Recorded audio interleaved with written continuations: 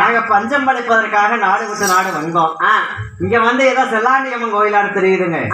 அதனால ஆத்தால கும்பிட்டு போலாம்னு வந்தா. ஆனா நீங்க வேற வந்து பூஜை பண்ண முடியாது, பெரியவங்க இருக்கிறாங்கன்னு சொல்லிட்டாங்க. அதனால ஏன் இப்படி பூஜை பண்ணாம கோயில போட்டு வச்சுக்கிறீங்க? இல்லைங்க, பூஜை நடக்காது. எங்க 3 பேர்த்துக்கு பாக தகராறுங்க. 3 பேர்த்துக்கு பாக தகராறுங்களா? ஆமாங்க, பாக தகராறு எல்லாத்துக்குமே இருக்குதுங்க. பாக தகராறுங்க, அது தீர்ந்தாதான் பூஜை நடக்குமுங்க. அப்படிங்களா? ஆமாங்க. என்ன பாக தகராறுங்க? திசையோ 4 திசை இருக்குதுங்க. எந்த திசை யாரு கட்டி ஆள்றதுன்னு பாக தகராறுங்க. ஓ, திசை 4 பேரு, மன்னர் 3 பேரு. ஆமாங்க. இது யாராருக்கு எந்தெந்த திசை எடுத்து ஆட்சி பண்ணுவது அப்படி குழப்பு தலைக்கிறீங்க. ஆமாங்க. உங்க பிரச்சனை நான் தீர்த்து வச்சுட்டுங்களா? நீங்க தீர்த்து வைக்கிறீங்க? ஆமாங்க. சரி, தீர்த்து வைங்க. தீர்த்து வச்சிருட்டுங்களா? அப்படி தீர்த்து வச்சா பூஜை பண்ணிடுவோங்க. சரிங்க, பண்ணிடுறோம்.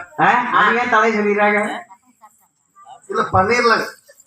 அப்படின்னா ஒருவருக்கொருவர் தானே தங்களுடைய முகமானது பார்க்காமல் சோழ மன்னர் தானே கிழக்கு முகமாகவும், சேர மன்னர் தானே மேற்கு முகமாகவும், பாண்டிய மன்னர் தானே தெற்கு முகமாகவும் தானே அமர்ந்திருக்கிறீர்கள்.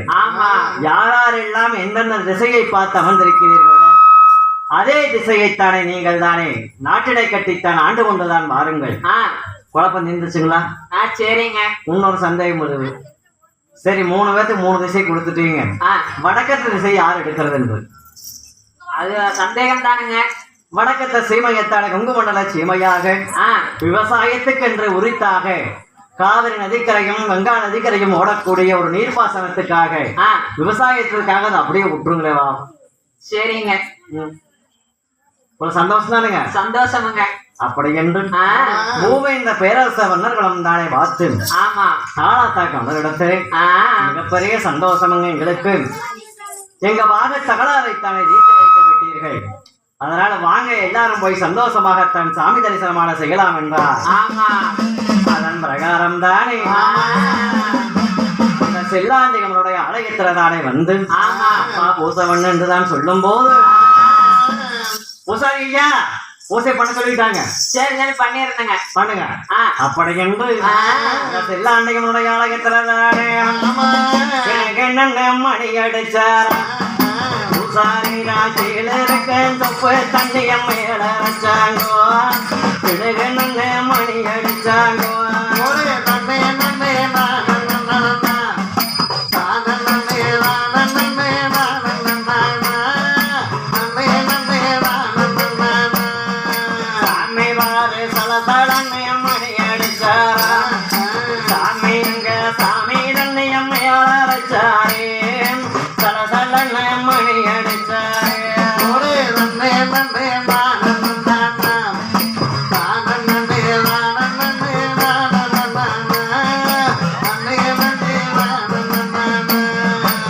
அப்படித்தானே செல்லாண்டு அம்மனுக்குத்தான் பூஜையானது நடக்கும் போது அந்த மஞ்சள் முகத்தோடு மகராசி செல்லாண்டி தாயாகப்பட்டவர் ஆத்தோராம் தேக்கு மரோ அலைமோதும் காவேரி. ஆத்தோராம் தேக்கு மரோ அலைமோதும் காவேரி. காவேரி கரையோரம் தங்க மசையிலேலோ அம்மா அமர்ந்திருக்கோ செல்லாண்டே குங்குமத்திலேலோ.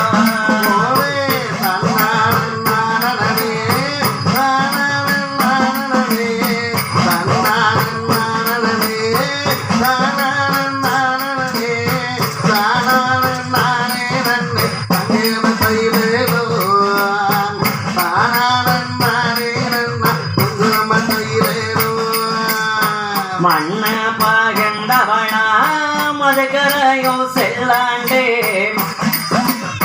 மண்ண பகந்தவனா மதுகரையோ செல்லாண்டே.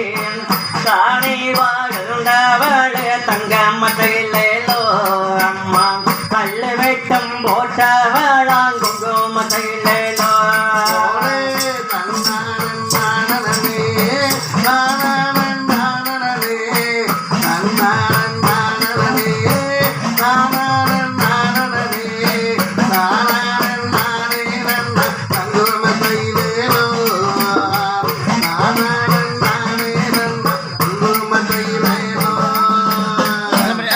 அப்படித்தான் அந்த செல்லாண்டி